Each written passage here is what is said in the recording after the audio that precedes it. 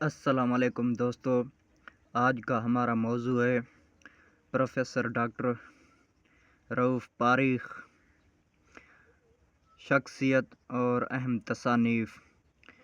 تو میں لیکچر شروع کرنے سے پہلے آپ دوستوں سے گزارش کروں گا کہ اگر لیکچر پسند آئے تو چینل کو لازمی سبسکرائب کریں تاکہ مستقبل میں اردو زبان و ادب کے حوالے سے اچھے لیکچرز آپ تک پہنچتے رہیں۔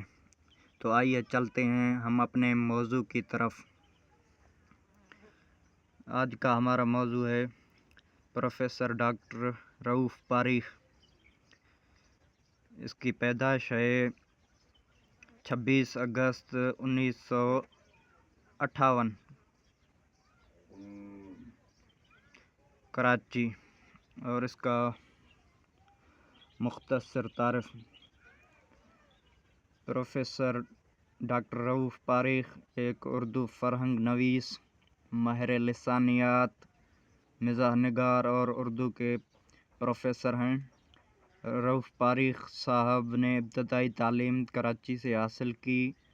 جامعہ کراچی سے ایم اے اردو اور پی ایچ ڈی کرنے کے بعد انہوں نے 2003 سے 2007 تک اردو ڈکشنری بورڈ کراچی کے لیے بطور مدیر اعلیٰ کام کیا۔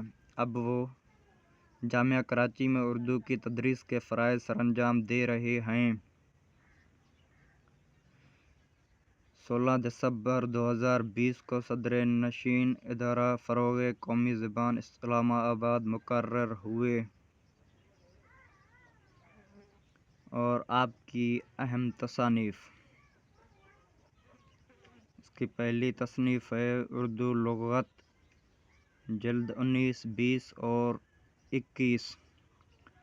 دوسری جو تصنیف ہے اہم، اردو لغت نویسی، تاریخ، مسائل اور مباحث۔ یہ کراچی فضلی سنز 2017 نے پبلش کی ہے۔ اور تیسری دی آکسفورڈ اردو انگریزی ڈکشنری۔ اس کی چوتھی جو تصنیف ہے عصری ادب اور سماجی رجحانات۔ ڈاکٹر صاحب کی پانچویں تصنیف ہے اولین اردو سلین لغت۔ اور چھٹی جو تصنیف ہے اردو نثر میں مزاح نگاری اور سماجی پس منظر۔ ساتویں تصنیف ہے علم لغت، اصول لغت اور لغت۔ آٹھویں تصنیف ہے علم لغات، اصول اور تنقید